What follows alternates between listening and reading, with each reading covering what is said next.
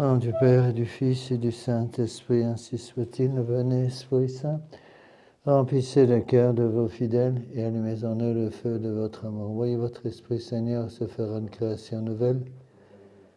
Prions, ô Dieu, qui avez daigné envoyer votre Esprit sur ce monde, donnez-nous par ce même Esprit de comprendre et d'aimer ce qui est bien et jouir sans cesse cette divine consolation par le même Jésus-Christ notre Seigneur. Je vous salue Marie, pleine de grâce, le Seigneur est avec vous. Vous êtes bénie entre toutes les femmes et Jésus, le fruit de vos entrailles, est béni. Sainte Marie, Mère de Dieu, priez pour nous, pauvres pécheurs, maintenant et à l'heure de notre mort, ici. Nos saints anges gardiens, Saint Pie X, Saint Joseph, Saint Thomas d'Aquin, au nom du Père et du Fils et du Saint-Esprit, ainsi soit-il.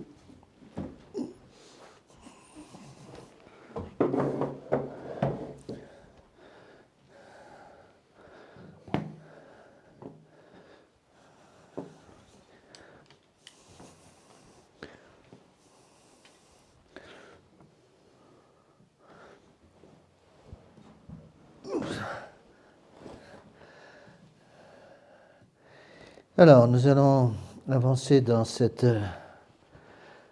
encyclique de Pie XI. Alors, Mitbrennender Sorge du 14 mars 1937, adressé aux évêques d'Allemagne, aux ordinaires en paix en communion avec le siège apostolique sur la situation de l'Église catholique dans l'Empire allemand. Donc, on est en 1937, juste avant la Deuxième Guerre mondiale. Cette encyclique dérange. Alors, on entend parfois des drôles de choses sur Pie XI. On entend parfois des gens qui disent oui, surtout ceux qui n'acceptent pas l'enseignement de Pie XI sur ce sujet, qui est en fait l'enseignement du bon sens catholique. Ils disent oui, mais vous comprenez, Pie XI, c'est un libéral. C'est un libéral, il a été très libéral en matière politique avec la condamnation de l'Action française. Il a été très libéral en matière politique en condamnant les Christéros, et donc on n'acceptait pas son encyclique. Ben non, je suis désolé. Mais la condamnation de l'Action française, c'est une condamnation purement politique. La condamnation des Christéros se demande plus exactement, la demande d'arrêt de la guerre entre les Christéros et les Caliès au Mexique, avec les arreglos du 29 juin 1929, c'est des histoires politiques. Là, on touche à la foi et aux mœurs. On touche à la foi et aux mœurs, il faut bien comprendre ça. C'est ça que beaucoup de gens ne comprennent pas. Je vous l'ai déjà dit.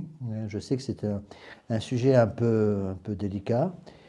Beaucoup de gens m'ont dit, soit par message, soit par téléphone, que je m'embarquais dans une histoire un peu délicate.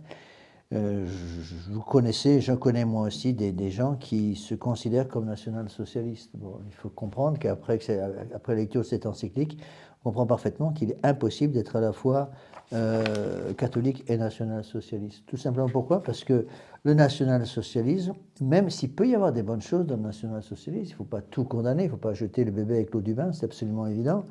Il peut y avoir des bonnes choses dans le national-socialisme, par exemple le désir d'avoir une société équilibrée, le désir d'avoir une société où les gens puissent travailler en paix, le désir d'avoir une certaine propreté morale.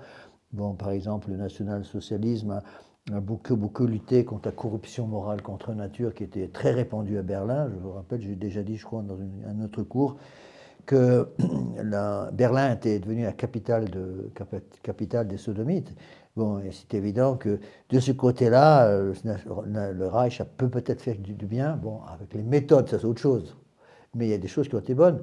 La lutte contre le communisme, par exemple, était bonne aussi. Ceci dit, c'est pas parce qu'il peut y avoir des bonnes choses dans le Reich que ça veut dire qu'on peut accepter le national-socialisme. C'est ça qu'il faut comprendre, c'est que ça c'est fondamental à comprendre. J'ai déjà expliqué dans plusieurs autres cours, le mal absolu n'existe pas. Il faut se mettre ça dans la tête.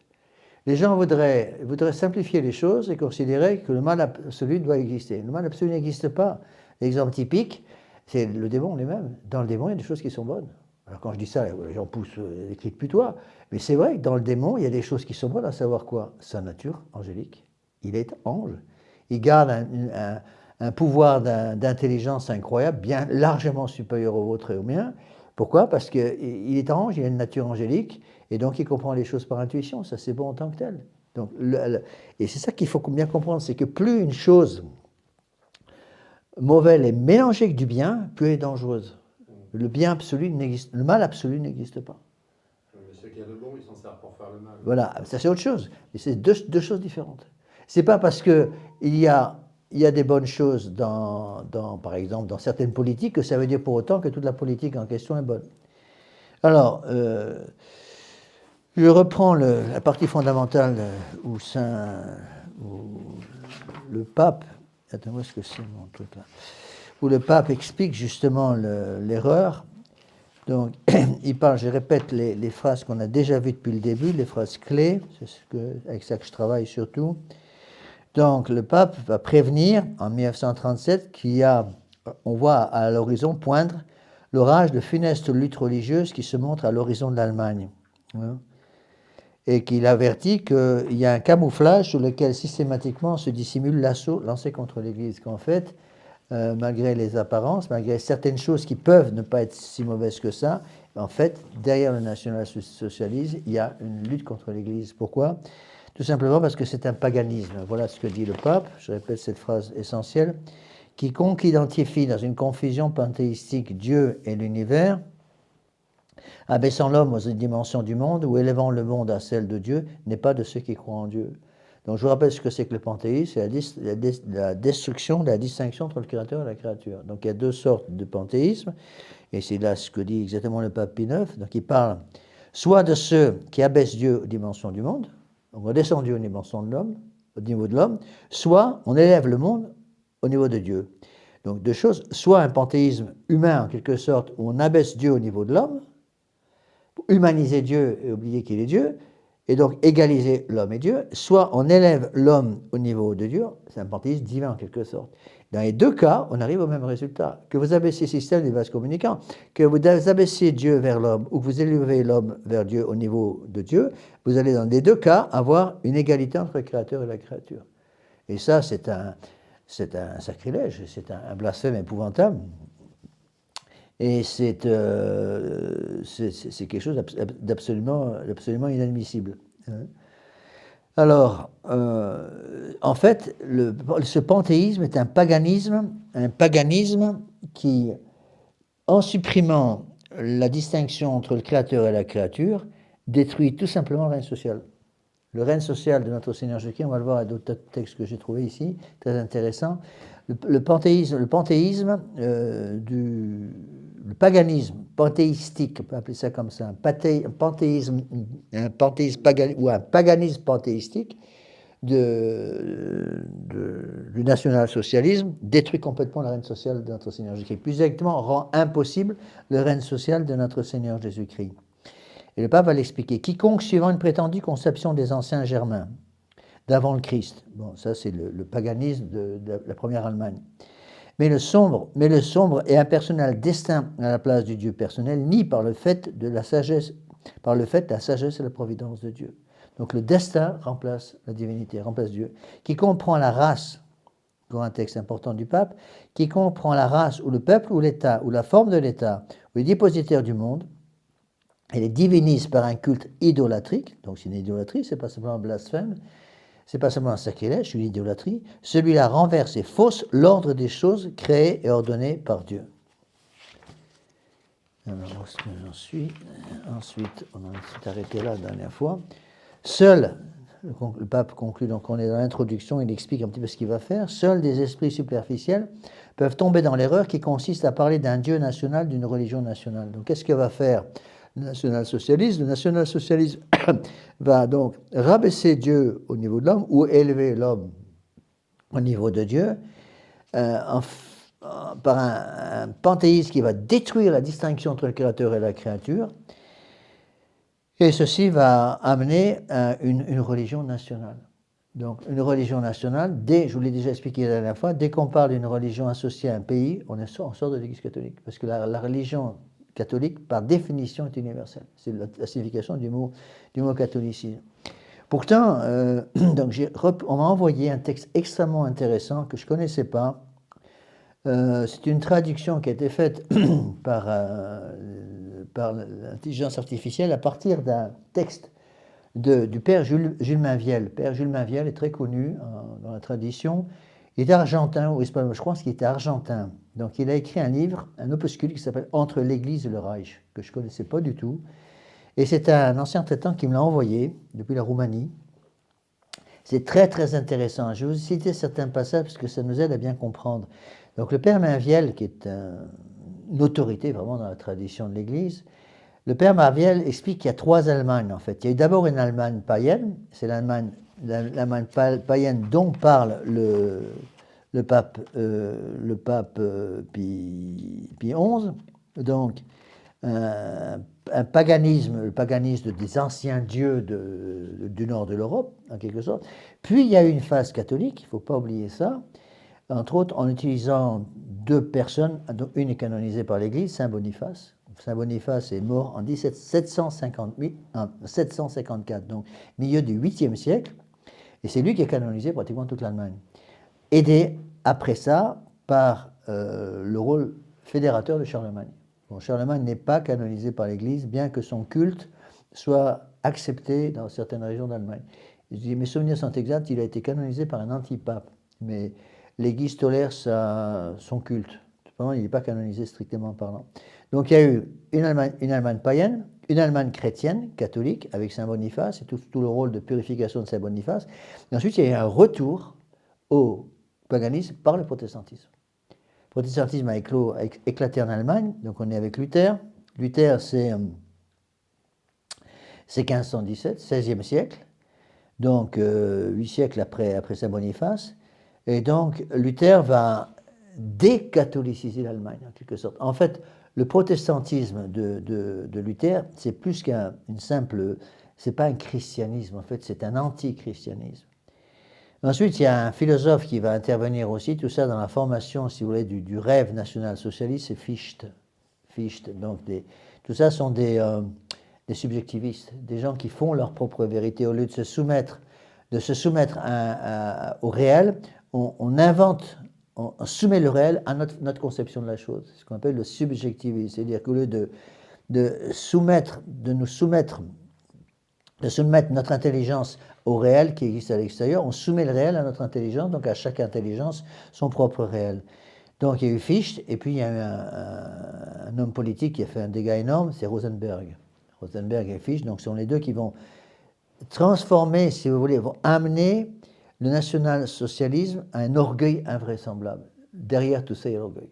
Derrière le modernisme, il y a l'orgueil. Derrière le protestantisme, il y a l'orgueil. Derrière toutes ces grandes hérésies, il y a l'orgueil. On peut vraiment, je crois, associer le national-socialisme à l'orgueil. Parce qu'en fait, le national-socialisme, c'est une église.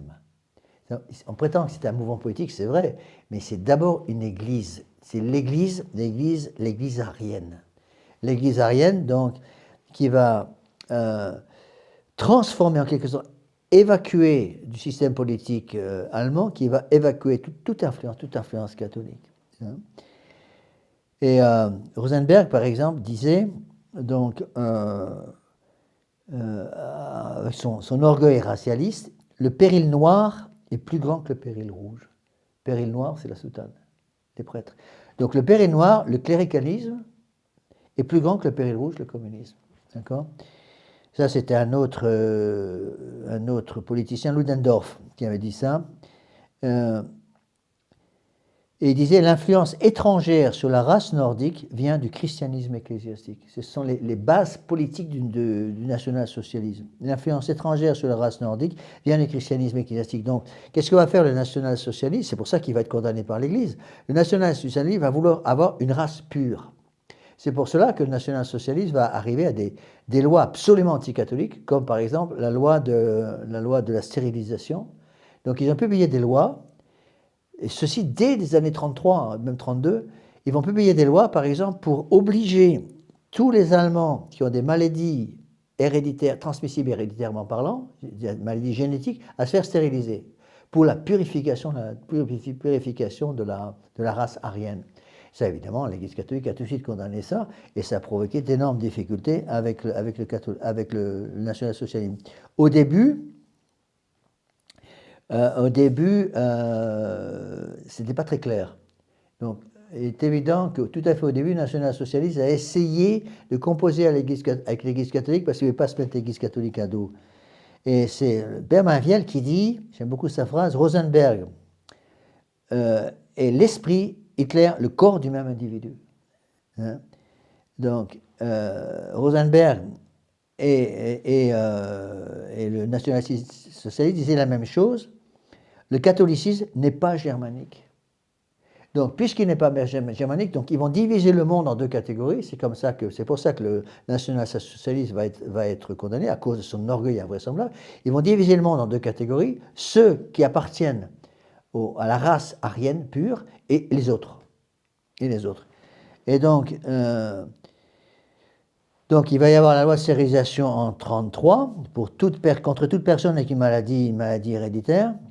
Il va y avoir toute une série de lois qui vont passer avant la Deuxième Guerre mondiale, avec la déconfessionnalisation de toute la vie publique, une conception païenne de toute vie politique, et ce qui va amener le national-socialisme à considérer que les catholiques qui ne sont pas l'esprit catholique, qui n'est pas un esprit allemand, qui est un esprit universel, donc qui englobe tous les hommes, et une telle église est une église de traîtres. Parce qu'il refuse de placer sur le pinacle, en quelque sorte, la race aryenne, alors que l'Église catholique va accepter tout le monde, parce que tous les hommes sont enfants de Dieu par le baptême, et tous les hommes sont créatures de Dieu. On voit ça dans d'autres pays, par exemple, même dans les pays dans lesquels il y a eu de gros problèmes de racisme, comme par exemple l'Afrique du Sud. Eh bien, il y a un peu le même problème où les protestants étaient très opposés à l'Église catholique parce que l'Église catholique considérait que dans les chapelles établies par l'Église catholique en Afrique du Sud, même au niveau de l'apartheid, il fallait accepter dans l'Église aussi des personnes de race noire parce que les personnes de race noire ont autant de droits devant Dieu que les personnes de race blanche. D'accord ? Et donc, en fait, ils considèrent que il faut donc supprimer l'influence du catholicisme à l'intérieur de l'Allemagne, parce qu'il faut un Dieu allemand, un christianisme allemand, une église allemande.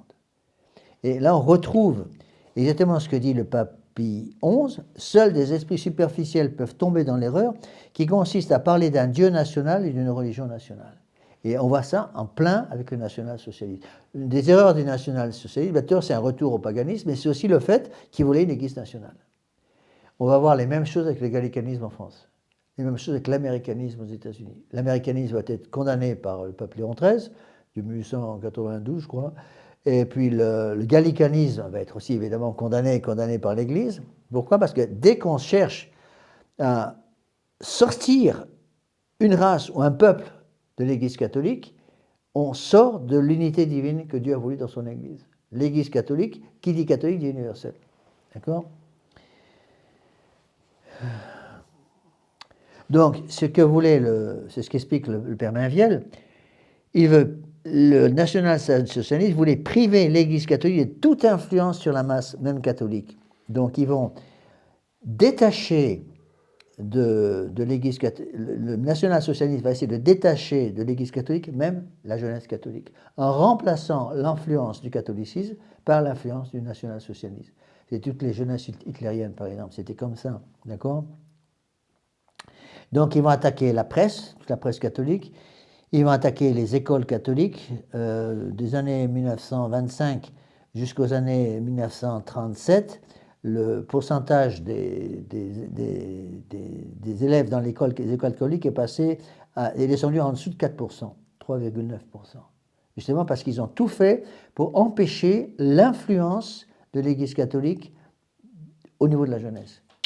Non, ça, c'est pas grave, je m'en occuperai après. C'est tout ça dans le temps. Mettez-le sur voilà, là-dessus. Non, plutôt sur le siège que je le retrouve. Merci. Je m'en occuperai après.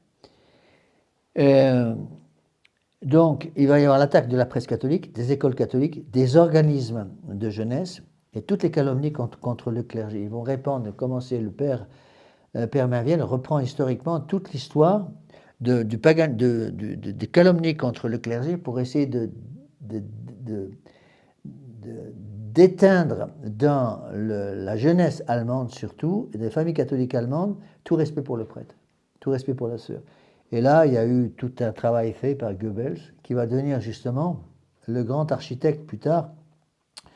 Sous Hitler, il va devenir le grand architecte de la propagande en Allemagne, et ensuite avec Göring et la Gestapo. Donc, et ils allaient jusqu'à dire, là, il y a certaines phrases citées par Mainviel, le père Mainviel, la nation allemande est escroquée par les criminels en soutane.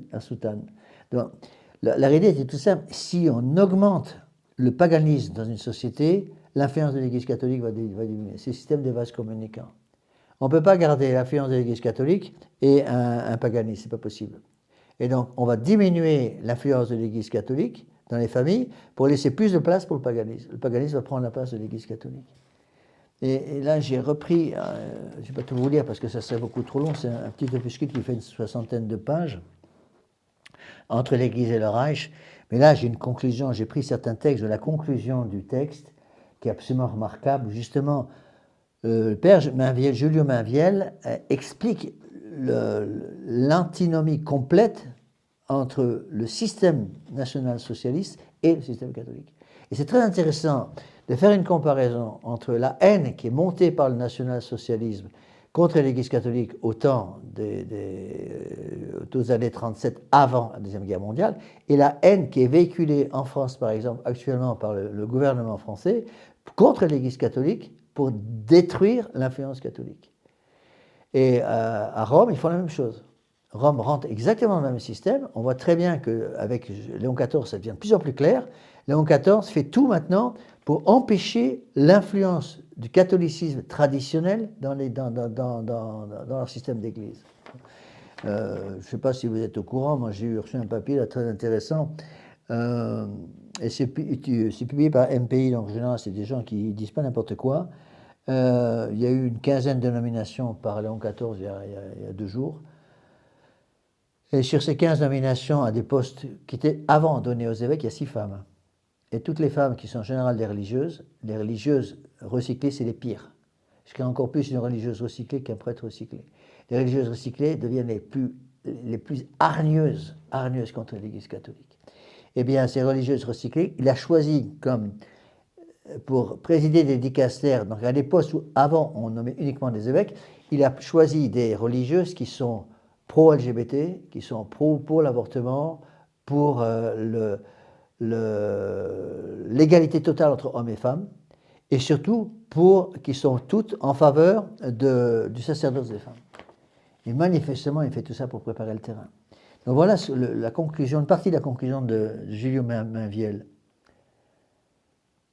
Donc, il dit, si le nationalisme est une force de réaction contre le démolibéralisme, il peut exister 2 modes typiques de nationalisme. N'oubliez pas que le national-socialisme, par définition, c'est le nom même, c'est du nationalisme, mal compris. Parce qu'il existe 2 manières typiques de réagir contre le démolibéralisme. Une manière païenne et une manière chrétienne. Il va expliquer, justement, c'est magnifique comme texte, il va expliquer l'incompatibilité totale entre une conception païenne de la société et une conception chrétienne de la société. Et c'est là où on voit que systématiquement, ils vont faire en quelque sorte si on prend l'esprit catholique, un contre-catholicisme. Donc il y a une manière païenne qui va exalter par-dessus toute chose l'intérêt national, sans tenir compte des droits divins de Dieu et de l'Église, des droits des autres nations et de ceux des citoyens, dont les personnes doivent être respectées comme un tout transcendant. Une manière chrétienne qui, tous ses droits étant sauvegardés, donc il y a une manière païenne et une manière chrétienne qui, tous ses droits étant sauvegardés, cherchera à affirmer la vigueur nationale à l'intérieur comme à l'extérieur de ses propres frontières. Donc première contradiction entre la manière païenne, qui va se moquer des droits divins, la manière païenne, c'est tout simplement la déclaration des droits de l'homme, et une manière chrétienne. Deuxièmement, une manière païenne qui fera de sa propre nation de l'État un Dieu. Bon. Une manière laïcite, en fait, Pie XI, dans l'encyclique Caritate Christi. Et une manière chrétienne qui, reconnaissant le caractère créé et contingent de la nation et de l'État, cherchera à lui donner cette dignité de prééminence qui lui revient en tant que promoteur du bien commun temporel. En gros, pour simplifier, on peut dire que le national-socialisme met le corps en avant, l'Église catholique met l'âme en avant. D'accord ? 3e point. Une manière païenne qui divinisera un homme comme incarnation de la souveraineté absolue de l'État. Ça, c'est le panthéisme. Une manière chrétienne, au contraire, qui donnera du prestige à un homme comme conducteur du peuple dans sa destinée temporelle en tant qu'instrument de Dieu au service de l'intérêt commun. Ensuite, il analyse toutes les différences. Une manière païenne qui rejettera ce qui est étranger parce que cela est étranger. Donc, l'Église catholique venant de Rome devient étrangère par rapport au national-socialisme. Une manière chrétienne, au contraire, qui le rejettera dans la mesure où cela lui sera préjudiciable aux justes intérêts de son propre pays. Une manière païenne qui rejettera et haïra le juif parce qu'il est juif. Une manière chrétienne qui, connaissant la mission dissolvante qui revient aux juifs au sein des peuples chrétiens, limitera son influence afin qu'elle ne devienne pas nuisible, mais en même temps qui va essayer de convertir. De même que l'Église catholique a un esprit missionnaire, le premier esprit missionnaire qui va devoir s'exercer dans l'Église, c'est la conversion des Juifs, la conversion du peuple juif. L'Église a toujours demandé cette conversion du peuple juif, et il y a eu tous ces ordres qui ont été créés, notamment par le frère Lehmann, le père Lieberman aussi, le père Lieberman qui était un juif converti, un fils de rabbin converti. Donc ils ont voulu justement instituer des ordres nouveaux pour essayer de convertir nos frères juifs. D'accord ? Et c'est vrai qu'on est frères de par la nature humaine. D'accord ? Et donc, encore une fois, j'ai déjà expliqué, mais ça c'est fondamental à comprendre, et quand on dit ça aux national-socialistes qui se disent chrétiens en même temps, ils posent des cris de putois, il est absolument... l'antisémitisme a toujours été condamné par l'Église. Si on est contre les juifs parce qu'ils sont juifs, on ne peut pas accepter ça, c'est impossible. D'accord ? Donc, il continue la liste. Une manière païenne qui combattra le démocratisme libéral, le marxisme au nom de l'absolutisme de l'État, contre une manière chrétienne qui ne les combattra que pour rendre effective et réelle la prééminence du bien commun temporel des peuples. Une manière païenne qui luttera contre l'atomisme de la société libérale par l'aliénation des droits individuels entre les mains du Dieu-État, contre une manière chrétienne qui luttera contre lui par l'affirmation des droits sacrés de la famille et de la corporation professionnelle. Donc, on voit très bien dans le système du national-socialisme la destruction du rôle de la famille et la corporation professionnelle qui va complètement disparaître. Destruction de la famille, c'est-à-dire que l'État va prendre la place du chef de famille. C'est pour ça qu'ils vont n'avoir de cesse de tirer les enfants catholiques des systèmes de patronage catholique qui existaient en Allemagne pour les faire entrer dans la jeunesse hitlérienne qui était entièrement dominé par le système national-socialiste. Pourquoi ? Pour empêcher l'influence du père de famille. Il est absolument fondamental, ça c'est bien à comprendre, il est absolument fondamental dans les mouvements de jeunes que l'idéologie de ces mouvements de jeunes respecte les lois naturelles, l'autorité du père de famille. Et donc, si un mouvement de jeunes, quel qu'il soit, même soi-disant catholique, essaie de détacher les enfants, quel que soit leur âge, de leur protection naturelle qui est la famille, il y a quelque chose qui ne va pas là-dedans. Et ça, c'est tout le danger, par exemple, du scoutisme. Le scoutisme, c'est ça. C'est-à-dire que où pratiquement, la troupe scout va prendre la place de la famille, dans bien des cas. Surtout dans le système de Baden-Powell. Encore une fois, il ne faut pas oublier, c'est des choses que les gens oublient. Je me suis fait traiter de tous les noms par certains catholiques, parce que je rappelais que Baden-Powell était membre de la Société théosophique. La Société théosophique, c'était quand même pas des enfants de cœur, quoi. La Société théosophique, c'est la société qui avait été fondée autour des années 1875 par Helena Blavatsky. Et elle,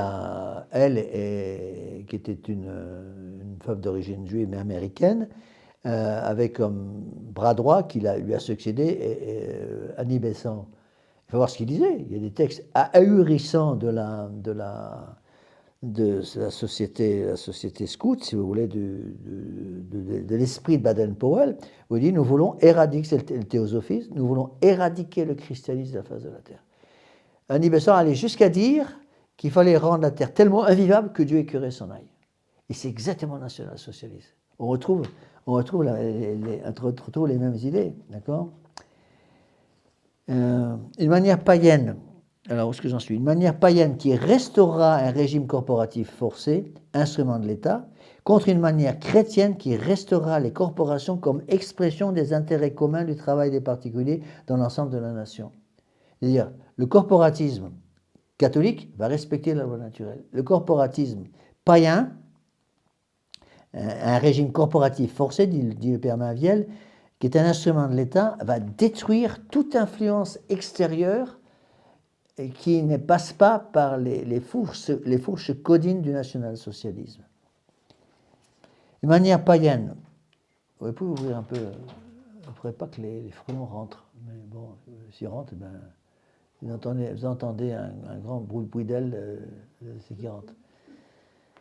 Une manière païenne qui supprimera la religion si elle la croit contraire à ses intérêts, et qui la favorisera si elle la croit avantageuse. Ils ne vont pas rentrer tant qu'il n'y a pas une grande différence de luminosité entre l'intérieur et l'extérieur. Une manière chrétienne qui reconnaîtra dans la religion du Christ le bien suprême des peuples et qui cherchera à la servir loyalement. D'accord ? Donc, la société chrétienne met le Christ au centre, la société païenne, représentée par le national-socialisme, met l'homme au centre, le chef militaire au centre. Une manière païenne qui imposera un régime totalitaire absolu, de telle sorte que rien, ni l'éducation, ni la famille, ni l'art, ni la religion ne puisse être conçu, qui ne soit totalement imposé, contrôlé par l'État, contre un régime chrétien qui, dans la seule sphère du politique, c'est-à-dire dans ce qui se rapporte au bien commun temporel, totalisera les activités afin de donner cohésion et fermeté à l'État et par conséquent à la nation. Voyez, on voit très bien la société nationale-socialiste qui va couper, surtout la jeunesse, de ses protections naturelles. La protection naturelle d'un jeune, d'un adolescent, c'est quoi? Sa famille. Donc on coupe la protection, cette protection qui vient d'en haut. Donc il y a Dieu, l'Église, la famille. Donc ils vont enlever l'enfant de la protection de la famille, de Dieu et de l'Église catholique. On coupe toutes les protections qui avaient été placées par la loi naturelle et par Dieu lui-même. Donc Dieu bien sûr, mais aussi l'Église et la famille. Tout ça saute. Et on remplace la famille de sang, la famille des parents, par une autre famille, la famille politique, qui va prendre total contrôle de la jeunesse. C'est ça, c'est ce paganisme-là qui est extrêmement dangereux, et c'est pour ça que ça a été condamné par l'Église. Donc, deux modes typiques de nationalisme qui ont reçu une réalisation concrète, le païen dans le national-socialisme allemand, c'est la conclusion du père Mainviel, et le chrétien. Il donne deux exemples. Le régime autocratique du Portugal, c'est avec Salazar, et qui, à mon jugement, trouvera sa pleine réalisation dans l'État chrétien qui doit surgir de l'Espagne qui saigne. Donc il fait allusion là à Franco en Espagne et Salazar au Portugal. Bon, l'intention du père Mainviel n'est pas de canoniser Franco ou de canoniser Salazar, mais c'était quand même des gens qui étaient beaucoup plus proches, si vous voulez, que nous, que le gouvernement actuel, en France au moins, d'un système centré sur notre Seigneur Jésus-Christ. D'accord ? Même si on a beaucoup reproché à Salazar en Portugal de ne pas avoir lutté contre la séparation entre l'Église et l'État. Bon, il fallait voir aussi qu'ils ont fait, je pense, sur le plan politique, ce qu'ils ont pu. Ce qu'ils ont pu, c'est un peu pareil pour Franco. Franco n'était pas un saint, mais c'est quand même des gens qui ont œuvré pour réaliser l'unité de leur pays. D'accord ? Donc je pense que c'est des textes très, très importants. Vous voyez, arriver à comprendre que la condamnation du national-socialisme, c'est ça qu'il faut, je pense que c'est la conclusion de ce que j'essaie de vous faire comprendre avec le texte de Mainviel, du père Mainviel, c'est que le national-socialisme, c'est pas une condamnation dans l'histoire passée. Beaucoup de gens vont dire, même si ça c'est condamné en 1937, on n'en parle plus, ça avait terminé, Hitler est mort. Attention, Hitler est mort, mais il a fait des petits. Et les idées d'Hitler demeurent. Les idées d'Hitler demeurent. Et quand je vois des gens qui se prétendent catholiques de tradition et qui ont encore,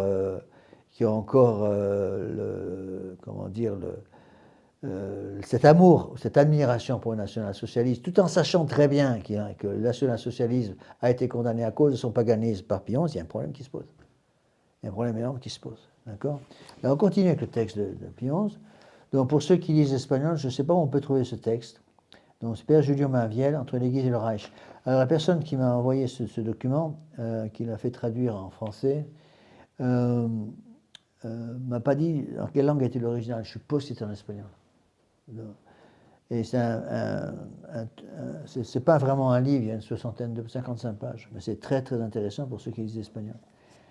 Alors, donc, attention, donc, on reprend les grandes condamnations du pape, Pie XI.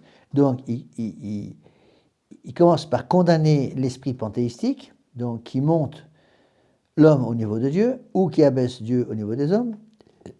Il condamne ceux qui remplacent Dieu par un destin. Ça ne va pas aller plus loin. Je me tirer dessus, puis voilà, je m'en occuperai après. Le rideau qui tombe. Mettez ça sur le côté, je m'en occuperai. Non, c'est pas grave, c'est tombé par terre, mais ne vous inquiétez pas, on fera ça. Voilà. Ça s'est décroché avec la chaleur.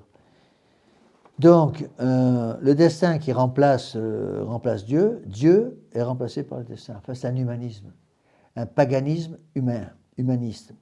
Et surtout qui prend la race ou le peuple ou l'État, ou la forme de l'État, ou les dépositaires du pouvoir, en les divinisant par un culte idolâtrique. Donc, c'est l'adoration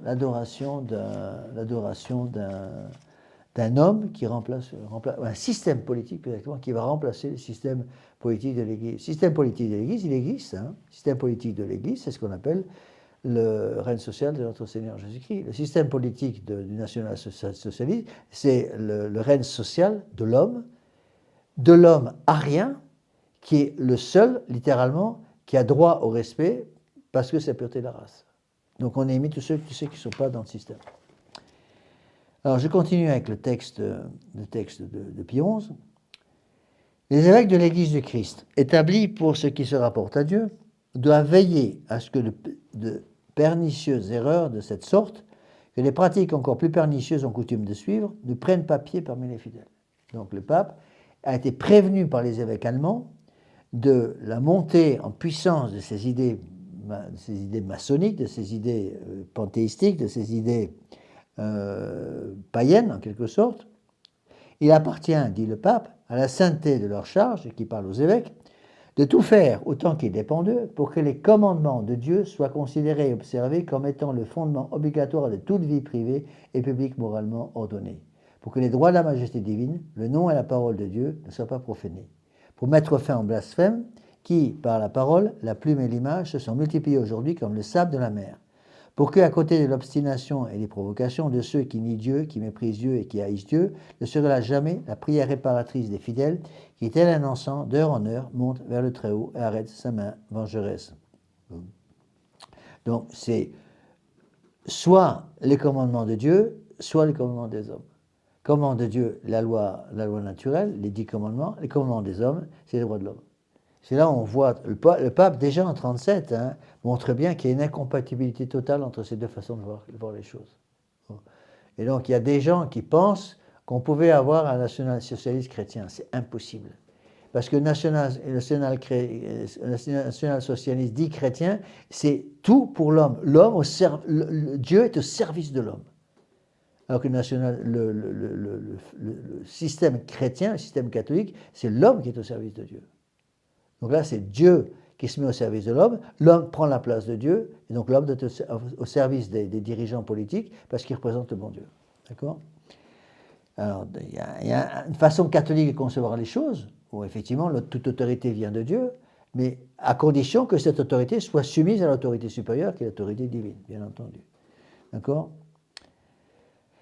Et donc le pape va insister sur ce nouveau paganisme. Nous vous remercions, vénérables frères, nous remercions vos prêtres et tous vos fidèles qui, dans la défense des droits de la divine majesté, contre un nouveau paganisme agressif et favorisé hélas de bien des manières par les hommes influents, ont rempli et continuent à remplir leur devoir de chrétiens. Donc lutte, il demande aux évêques de participer à cette lutte contre ce nouveau paganisme. Ce remerciement va plus chaleureux encore et mêlé d'une admiration reconnaissante à ceux qui, dans l'accomplissement de ce devoir, ont été jugés dignes de s'attirer pour l'amour de Dieu le sacrifice et la souffrance. Parce que c'était déjà les persécutions contre l'Église qui commençaient. Il y a déjà des prêtres, des évêques qui ont été mis en prison par le national-socialisme dès le début, dès les années 33 ou 35. D'accord ? Et donc, il faut comprendre une chose qui, à mon avis, est fondamentale à comprendre ça. Encore beaucoup de gens ont du mal à comprendre ça. Le national-socialisme n'aurait pas pu d'être comme il est né sans le protestantisme. C'est en fait le protestantisme qui a amené la naissance du national-socialisme. Parce que le protestantisme, c'était la révolte déjà contre Dieu. Révolte contre Dieu. Rappelez-vous la devise de Martin Luther, pêche fortement et croit plus fortement encore.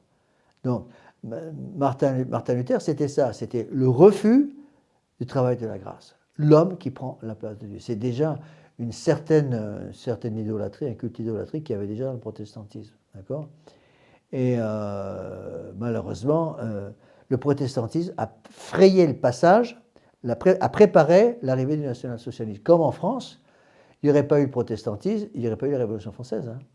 La Révolution française de 1789, la Révolution américaine de 1776 ont suivi les voies ferrées qui avaient été placées littéralement par Martin Luther. Martin Luther, c'est 1517. Et ça va entraîner après 1517, ça va entraîner la franc-maçonnerie. Donc il n'y aurait pas eu Martin Luther, il n'y aurait pas eu la franc-maçonnerie, s'il n'y avait pas eu la franc-maçonnerie, il n'y aurait pas eu le national-socialisme. Le national-socialisme est d'une certaine façon une espèce de maçonnisme. Une société maçonnique, en fait. On voit le culte du secret, surtout l'autorité aveugle, l'obéissance aveugle au supérieur politique, c'est la franc-maçonnerie, ça. On y retrouve les mêmes choses. Donc, le pape conclut en disant, donc, pour lutter contre ce nouveau paganisme, aucune foi en Dieu ne peut se maintenir pure et sans alliage si elle n'est soutenue par la foi au Christ. Donc, la foi au Christ n'est pas quelque chose de facultatif. Bon. Personne ne connaît le Fils si ce n'est le Père, et personne ne connaît le Père si ce n'est le Fils, c'est celui à qui le Fils voudra le révéler. Donc, celui qui nie le Fils nie le Père.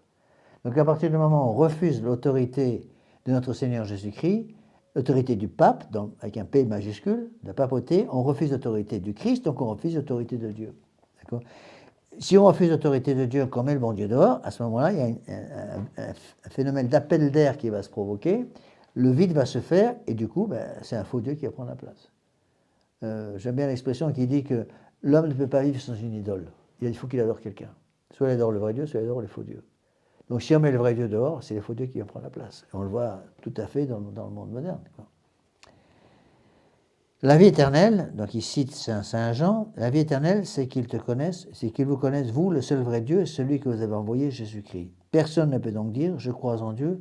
Cela me suffit en fait de religion. La parole du Sauveur ne laisse aucune place à des échappatoires de cette sorte, parce que qui renie le Fils n'a pas non plus le Père, et qui confesse le Fils a aussi le Père. Ça, c'est Saint Jean. Donc, attention, parce que c'est très fréquent aujourd'hui, de plus en plus fréquent chez les jeunes qui sont tentés un petit peu par cette rhétorique qui consiste à dire je veux bien de Dieu. Il y a plusieurs états d'esprit. Soit qui disent je veux bien de Dieu, mais je ne veux pas du Christ. Soit qui disent je veux bien de Dieu, je veux bien du Christ, mais je ne veux pas de l'Église. Et puis il y a tous les degrés entre tout ça. Vous voyez, donc on est obligé d'accepter pas simplement l'existence d'un Dieu, créateur et rédempteur, par son Fils, donc on est obligé d'accepter le Fils, mais on est obligé aussi d'accepter la rédemption par l'Église. Si je refuse l'Église, je refuse le système que Dieu a voulu sur le monde pour nous racheter. Il a voulu nous racheter par son Église. Donc on ne peut pas être racheté par un autre système. Et donc le drame du national-socialisme, c'est se prétendre rédempteur sans passer par le Christ. On veut racheter l'homme, il y a un rachat de l'homme qui est clair et net dans le national-socialisme, mais qui est un rachat de l'homme avec une vision purement humaine. C'est ça qui est extrêmement dangereux. Donc pourquoi ? Parce qu'en Jésus-Christ, le Fils de Dieu fait homme, est apparu la plénitude de la révélation divine. Là, il fait toute une série de citations, entre autres de Saint Paul, aux Hébreux. En beaucoup de manières et à diverses reprises, Dieu a parlé à nos pères par les prophètes. Quand les temps furent accomplis, il nous a parlé par son Fils. Donc, je vous cite le texte et je m'arrête sur les parties clés. Les livres sacrés de l'Ancien Testament sont entièrement parole de Dieu et forment une partie substantielle de sa révélation. En harmonie avec le développement graduel de la révélation, plane sur eux une lumière encore voilée, celle des temps qui ont préparé le plein jour de la rédemption. Comme il ne saurait en être autrement dans les livres historiques et didactiques, ils reflètent dans plus d'un détail l'humaine imperfection, la faiblesse et le péché. À compter d'innombrables traits de grandeur et de noblesse, ils nous décrivent aussi le peuple choisi, porteur de la révélation et de la promesse, s'égarant sans cesse loin de son Dieu pour se tourner vers le monde. Dans l'Ancien Testament, on voit très bien que l'Ancien Testament est écrit par le Saint-Esprit, attention. Et on voit très bien que le Saint-Esprit ne cache pas la misère de ses propres enfants.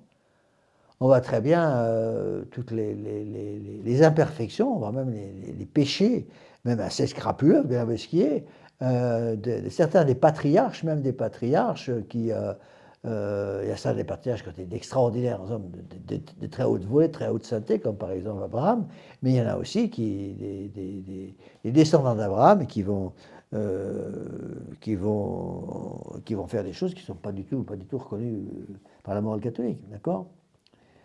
Alors, où est-ce que j'en suis? Pour les yeux qui ne sont pas aveuglés par le préjugé, ou par la passion resplendit cependant d'autant plus lumineusement dans cette humaine prévarication, telle que l'histoire biblique nous le rapporte, la lumière divine du plan sauveur qui triomphe finalement de toutes les fautes, de tous les péchés. C'est précisément sur ce fond souvent obscur que ressort dans de plus frappantes perspectives la pédagogie du salut de l'Éternel, tour à tour avertissant, admonestant, frappant, relevant, béatifiant ses élus. Seuls l'aveuglement et l'orgueil peuvent fermer les yeux devant les trésors d'enseignement sauveurs que recèle l'Ancien Testament. Et donc, pour le national-socialisme, le grand ennemi, c'est l'Église catholique. Et on retrouve ça dans la franc-maçonnerie, on retrouve ça dans toutes les révolutions, en fait. D'accord ?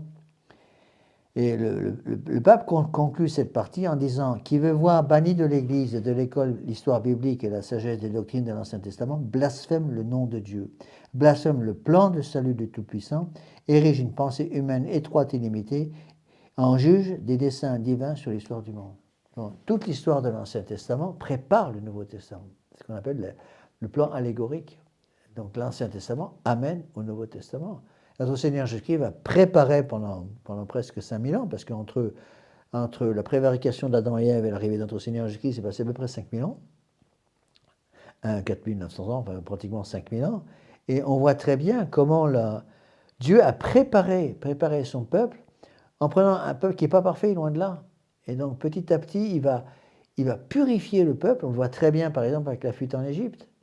Et tous ceux qui ont quitté l'Égypte, il y avait plusieurs centaines de milliers de juifs qui ont quitté l'Égypte, qui ont été maintenus en esclavage par les chefs politiques, les pharaons.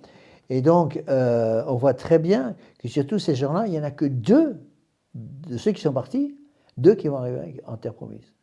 Hein, Caleb et Josué, c'est tout. Même Moïse ne va pas atteindre, il va voir la terre promise, mais il ne va pas l'atteindre. Tous les autres sont ceux qui sont nés pendant les 40 ans dans le désert. Et donc pendant 40 ans, Dieu va promener le peuple juif dans le désert pour leur apprendre l'obéissance, tout simplement. Et avec toujours les mêmes histoires. Oui, on va vous suivre, on va vous respecter. Et puis dès que le bon Dieu a le dos tourné, paf, on retomber dans le paganisme. Regardez ce qui s'est passé, par exemple, avec Moïse qui monte sur la montagne pour recevoir les tables de la loi, et dès qu'il a le dos tourné, c'est son propre frère Aaron qui va faire un veau d'or pour autoriser toutes les abominations et tous les blasphèmes possibles et imaginables. Le frère de Moïse, d'accord, à tel point que lorsque Moïse est descendu, il a dû briser les tables de la loi, effectivement indigne un peuple de ce genre qui renonçait à son propre Dieu immédiatement, d'accord. Donc, le pape va mettre en garde cette pensée humaine qui renie la foi au Christ véritable tel qu'il est apparu dans la chair, au Christ qui a reçu son humaine nature d'un peuple qui devait le crucifier. Il demeure sans rien y comprendre devant le drame universel du Fils de Dieu qui opposait au sacrilège de ses bourreaux la divine action sacerdotale de sa mort rédemptrice, donnant ainsi, dans la nouvelle alliance, son accomplissement, son terme et son couronnement dans l'ancienne. Et donc Dieu a voulu préparer son peuple. On voit très bien, pendant 5000 ans, 5000 ans pour préparer son peuple, et même après 5000 ans, pourtant il y en avait eu des prophètes de toutes les tailles, les grands prophètes, les petits prophètes, les 4 grands prophètes et les 12 petits prophètes, pour amener lentement les gens à accepter le plan divin. Et lorsque notre Seigneur Jésus-Christ va arriver, malheureusement, il va y avoir à ce moment une substitution. Ça, encore une fois, c'est des choses qui font hurler les modernes. Il y a une substitution où, au moment où le rideau du temple va se déchirer en 2, un nouveau peuple va arriver qui va se substituer à l'ancien. Donc, n'oubliez pas que toutes les premières autorités dans l'Église catholique, avec l'arrivée de notre Seigneur Jésus-Christ, puis après les 3 ans de vie publique de notre Seigneur Jésus-Christ, avec la nomination de Saint-Pierre comme premier pape, tous les premières autorités dans l'Église sont toutes des gens de race juive, tous. Et ça, il faut être obligé de le reconnaître. J'ai eu des gros problèmes quand j'étais à New York avec des gens qui se prétendaient catholiques de tradition, qui refusaient de considérer que la Sainte Vierge Marie était de race juive. C'est pas possible. Elle n'est pas de race juive parce que pour eux, tout ce qui est juif est mauvais. Et ça, c'est l'antisémitisme. Et ça, c'est condamné par l'Église. C'est inadmissible. N'oubliez pas que tous les premiers apôtres, pratiquement tous, étaient de race juive. que donc Dieu va, en quelque sorte, préparer cette race. Il faut avouer ce qui est le peuple juif et le peuple élu, plus exactement, était le peuple élu, jusqu'à la Nouvelle Alliance. Et donc, au moment où le rideau du temple se déchire en deux, en quelque sorte, une partie du peuple juif a accepté notre Seigneur Jésus-Christ et va devenir la tige de laquelle va sortir la fleur de l'Église catholique qui va prendre la succession, en quelque sorte, de l'Église hébraïque. Et on peut dire que l'Ancien Testament, l'Église hébraïque, donc l'Église juive et le peuple étaient le peuple élu, mais ce peuple élu était remplacé. C'est ce qu'on appelle la substitution. Le peuple catholique va prendre la place. Mais ça, encore une fois, il faut faire un petit peu attention parce que on a beaucoup. J'ai remarqué que justement, beaucoup des gens qui sont tentés par ce national-socialisme sont les mêmes qui vont nous dire. Donc, ils vont remplacer, ils vont considérer que le catholicisme, si vous voulez, on est les plus beaux, on est les plus forts, on est les meilleurs.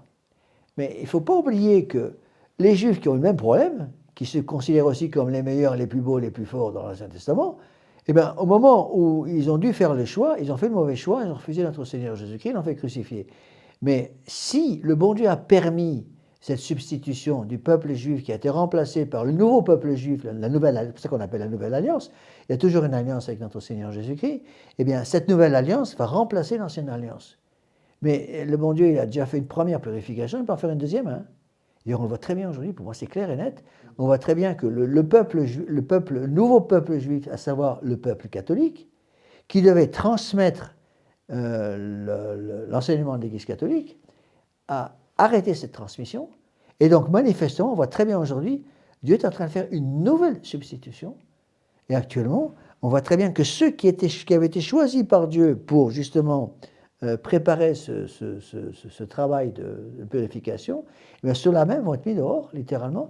Et il y a un nouveau peuple qui est en train d'arriver et qui est en train littéralement de prendre la place du deuxième peuple élu, qui était le peuple catholique. Alors, c'est toujours le peuple catholique, mais les catholiques si vous voulez, depuis surtout les années 50, les années 60, depuis la mort du pape Pie XII, pratiquement se sont coupés de l'enseignement traditionnel de l'Église, ils vont être mis dehors, comme le peuple juif a été mis dehors, et remplacé par le nouveau peuple juif que le peuple... C'est ceux qui apostasie, mais ça c'était prévu dans les Écritures. Oui, bien sûr, mais ça n'empêche pas... Ce que j'explique aux gens fidèles, il faut qu'ils arrivent à comprendre ça, absolument, c'est que de même que Dieu est allé chercher un autre peuple pour remplacer le premier peuple élu, il peut encore aller chercher aujourd'hui un autre peuple pour remplacer le peuple des catholiques. C'est toujours son peuple, mais le peuple juif est toujours le peuple de notre Seigneur. C'est pour ça que le peuple juif, Saint Paul a annoncé la conversion d'une partie du peuple juif. Mais beaucoup ont été infidèles. De la même façon que beaucoup de catholiques sont devenus infidèles, eh bien, Dieu se débarrassera de ce peuple infidèle comme il s'est débarrassé des premières infidélités.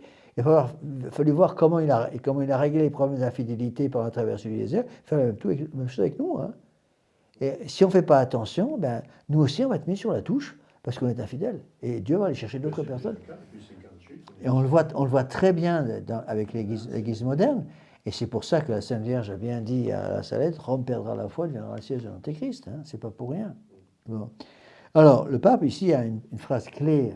C'est pour ça que je l'ai mis en rouge sur mon texte, là, pour bien nous aider à comprendre les points les plus importants. Donc, le point culminant, dit le pape Pie XI, le point culminant de la révélation atteint dans l'évangile de Jésus-Christ est définitif. Il oblige pour toujours. Cette révélation ne connaît pas de complément apporté de main d'homme et n'admet pas davantage d'être évincée et remplacée par d'arbitraires révélations que certains porte-parole du temps présent prétendent faire dériver de ce qu'ils appellent le mythe du sang et de la race. Donc, ici, le pape déjà condamne ceux qui remplacent la foi en Dieu par une foi en l'homme. Et dans l'esprit catholique, le mythe du sang et de la race, c'est de l'Église nationale. Rappelez-vous le texte qu'on avait déjà vu. Seuls des esprits superficiels peuvent tomber dans l'erreur qui consiste à parler d'un Dieu national, d'une religion nationale. Et donc le pape va déjà vilipender ceux qui veulent remplacer Dieu par l'homme, par le mythe du sang et de la race. Mythe du sang et de la race. Vous voyez ?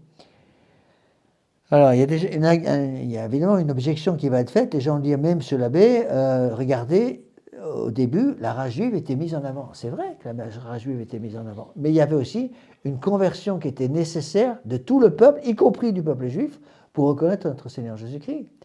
Et comme ils ont refusé de reconnaître notre Seigneur Jésus-Christ, un autre peuple est venu et a pris la place. Mais Dieu était toujours au centre. Vous voyez, donc on ne peut pas, la conclusion de ce texte ici très importante pour moi, c'est qu'on ne peut pas faire une véritable contre-révolution sans notre Seigneur. C'est impossible.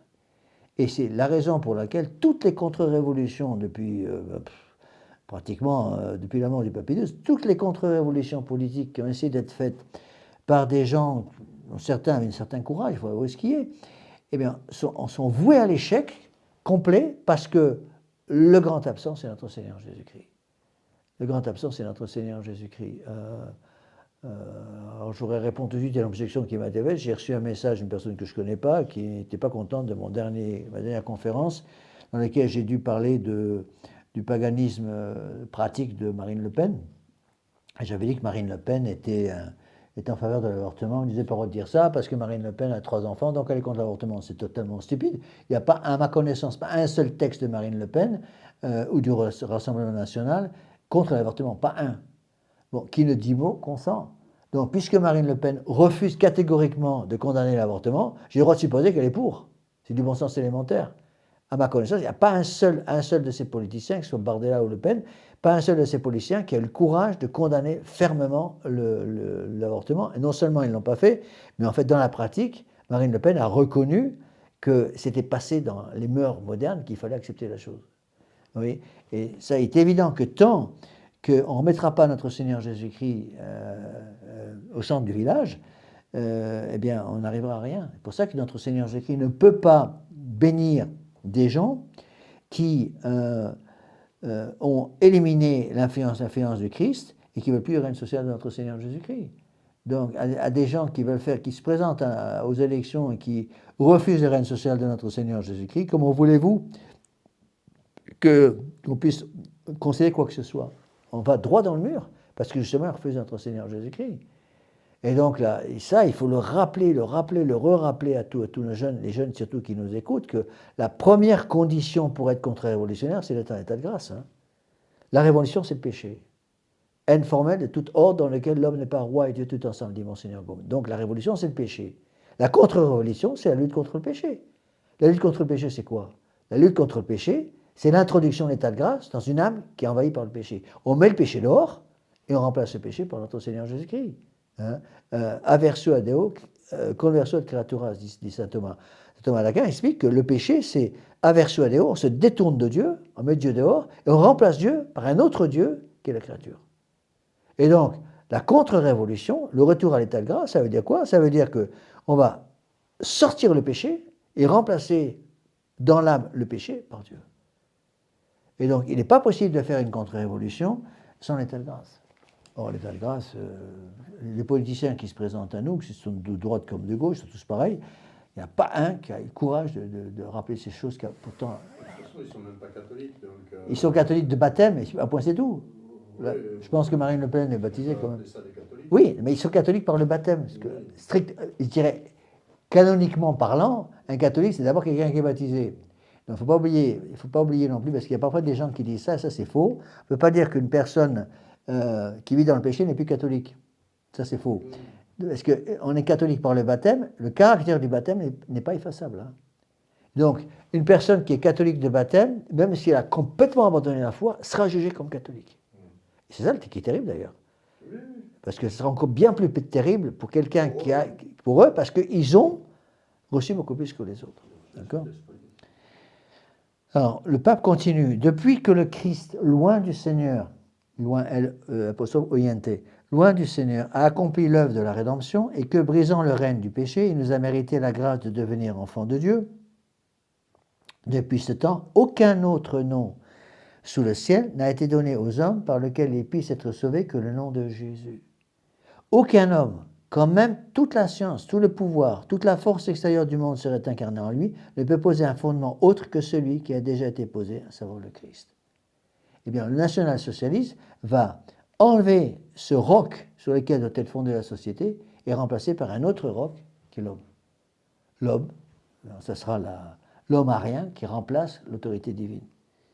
Celui qui, dans une sacrilège méconnaissance des différences essentielles entre Dieu et la créature, entre l'homme, Dieu et les enfants des hommes, ose rester immortel, fut-il le plus grand de tous les temps, aux côtés du Christ, bien plus au-dessus de lui ou contre lui, celui-là mérite de s'entendre dire qu'il est un prophète de néant auquel s'applique le mot effrayant de l'Écriture, celui qui habite dans les cieux se moque d'eux.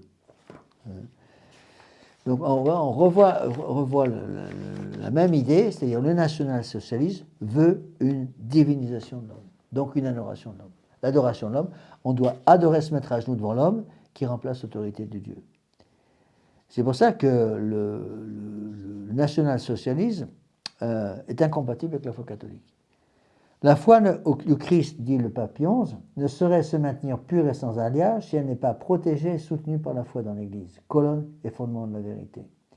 Donc tout part de la vertu de charité. Et la vertu de charité, c'est quoi? C'est l'état de grâce. Donc, tant qu'on n'a pas compris ces choses-là, et je vois j'ai connu beaucoup de jeunes qui veulent se lancer en politique, mais qui n'ont pas compris ça, qui veulent se lancer dans la politique avec le Front National ou autre, ou avec le national-socialiste, qui n'ont pas compris qu'il fallait d'abord l'état de grâce, on perd son temps. On perd son temps, c'est une fausse contre-révolution. Ou on met notre Seigneur Jésus-Christ comme roi, roi par nature, roi par droit de conquête, ou on le refuse, à ce moment-là on remplace Dieu par l'homme. L'homme prend la place de Dieu. D'accord? Et c'est tout le problème de la franc-maçonnerie. La franc-maçonnerie, c'est quoi? C'est une certaine divinisation de l'homme. La révolution, c'est une divinisation de l'homme. Et c'est pour ça que, je dis, il y a des gens qui n'ont pas apprécié cette partie du sermon, mais c'est pourtant parfaitement vrai, quand j'ai expliqué qu'il y avait un choix entre 496 et 1789. 496, c'est Dieu qui prend la place, qui prend le pouvoir. C'est Saint Rémy qui baptise Clovis en 496, gourbe la tête, fier Psycambre, brûle ce que tu as adoré, adore ce que tu as brûlé. Ce que tu as considéré comme Dieu, qui n'est que créature, tu le mets dehors et tu remplaces la créature, ton faux Dieu, par le vrai Dieu. Courbe la terre, adore ce que tu as brûlé, brûle ce que tu as adoré. Eh bien, un contre-révolutionnaire, c'est quelqu'un qui doit reconnaître qu'il lui faut maintenant brûler ce qu'il avait adoré auparavant et adorer ce qu'il avait brûlé. Vous voyez? Et 1789, c'est quoi? 1789, je pense que l'expression que j'ai utilisée est la bonne, à savoir que c'est une chasse à l'homme. C'est une chasse à l'homme de tous ceux qui veulent mettre Dieu au centre du village. Donc c'était la chasse à l'homme pour raccourcir les 30 cm. Tous les catholiques sur lesquels ils ont pu mettre la main. Et ça, c'est la révolution de 1789. C'est pour ça qu'un catholique ne peut pas fêter 1789. Voilà, et puis le génocide révolutionnaire en général. C'est pour ça que plusieurs personnes m'en ont déjà parlé. Moi, je ne veux pas du drapeau blanc-rouge dans la chapelle. C'est la coutume dans certains pays. Aux États-Unis, dans toutes les chapelles, il y a drapeau du Vatican et drapeau à droite et drapeau du pays dans l'autre. Alors, bon, on peut considérer que le drapeau américain a une certaine valeur d'union du pays, mais le drapeau blanc-rouge en France, c'est le drapeau de la Révolution. Étant le drapeau de la Révolution, c'est un drapeau anti-catholique par excellence. Le drapeau blanc-rouge, c'est le drapeau qui encense ceux qui vont faire couler le sang impur dans nos sillons. Le sang impur, c'est le sang des catholiques. Hein. Oui, c'est ça. Et ça, beaucoup de nos fidèles n'arrivent pas à comprendre ces choses-là. Bon, qu'on respecte le drapeau blanc-rouge à cause des Français qui sont morts sur ces coups-là, ça c'est une chose, donc il faut quand même faire un petit peu attention à ce qu'on dit. Donc je ne suis pas d'accord non plus pour qu'on brûle ce drapeau, mais je refuse d'avoir le drapeau bleu-blanc-rouge dans la chapelle, parce que le drapeau bleu-blanc-rouge dans la chapelle, c'est le drapeau de la Révolution, c'est pas le drapeau de la France, c'est le drapeau de la Révolution. Vous voyez? Et même à la rigueur, j'accepterais le drapeau bleu-blanc-rouge à condition qu'il soit frappé du Sacré-Cœur. Parce que, je dirais à ce moment-là, ça purifie la partie négative et ça garde la partie positive. D'accord? Alors, je reprends le texte de l'Église de Pie XI. L'Église, fondée par le Rédempteur, est une, la même pour tous les peuples, pour toutes les nations. Donc, pas de race spéciale. Toutes les nations sont appelées sous la coupole de notre Seigneur Jésus-Christ. Sous sa coupole, qui, comme le firmament recouvre la terre entière, il y a une patrie pour tous les hommes et toutes les langues. Il y a place pour le développement de toutes les qualités particulières, de tous les avantages, de toutes les tâches et vocations concédées par le Dieu créateur et sauveur, tant aux individus qu'aux communautés ethniques. Le cœur maternel de l'Église est assez grand et assez large pour voir dans l'épanouissement voulu de Dieu de ses caractères et de ses dons propres à chacun la richesse de la variété plus que le péril de divergence. Elle se réjouit des supériorités spirituelles des individus et des peuples. Elle voit avec une joie et une fierté toute maternelle dans les succès remportés par eux, des fruits d'éducation et de progrès qu'elle bénit et encourage partout où elle peut le faire en conscience. Mais elle sait aussi, ça c'est une phrase importante, elle sait aussi qu'à cette liberté des limites sont tracées par la majesté du commandement divin qui a voulu et fondé cette Église essentiellement une et indivisible, qui touche à cette unité et à cette indivisibilité, enlève à l'épouse du Christ un des diadèmes dont Dieu lui-même l'a couronné. Il assujettit sa structure divine qui repose sur des fondements éternels aux critiques et aux retouches d'architectes que le Père des cieux n'a pas autorisé à bâtir. C'est une naturalisation, en quelque sorte, la naturalisation de l'Église catholique. On enlève Dieu de l'influence, qui n'a plus d'influence sur l'Église, on obtient une Église humaine. L'Église humaine, évidemment, est ouverte à toutes les abominations. Et c'est ce qui se passe aujourd'hui. Donc l'Église de Vatican II, parce qu'il y a vraiment deux églises en présence, l'Église de Vatican II, c'est l'Église de l'homme. C'est le culte de l'homme. D'ailleurs, Paul VI l'avait dit. L'Église maçonnique. Oui, nous, plus que tout autre, avait dit Paul VI, nous avons le culte de l'homme. Donc, où on a le culte de Dieu, l'Église catholique, ou le culte de l'homme. C'est maçonnique. Ben, c'est l'adoration de la créature. C'est l'adoration de la créature. Alors, oui, je pense que c'est des textes clés. Là, on retrouve les grandes encycliques de Léon XIII sur l'unité de l'Église qu'on a déjà étudiée ensemble. Donc, je continue avec le texte. Donc, je vous lis les textes et puis je m'arrête sur les parties qui sont, à mon avis, plus importantes.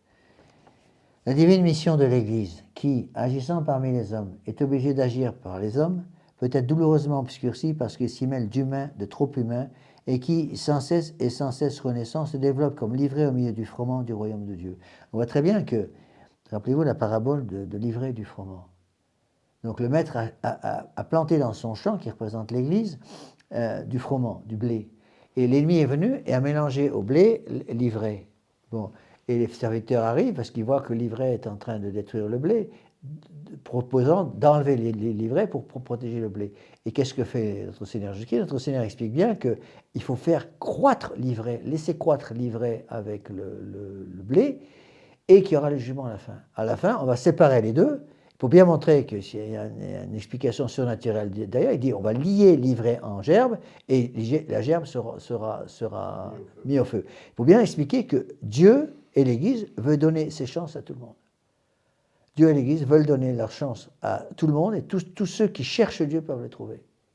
Et c'est surtout qu'en voulant éradiquer le mal, on peut faire encore plus mal au bien. Ben oui. On aurait pu abîmer le blé en voulant enlever l'ivraie. Voilà, donc c'est pour ça que Dieu tolère. Il y a ce qu'on appelle la tolérance de l'erreur. Tolérance de l'erreur, c'est ça. C'est quelque chose qui est compliqué, qui est difficile à faire comprendre. D'accord? Donc, où est-ce que j'en suis là?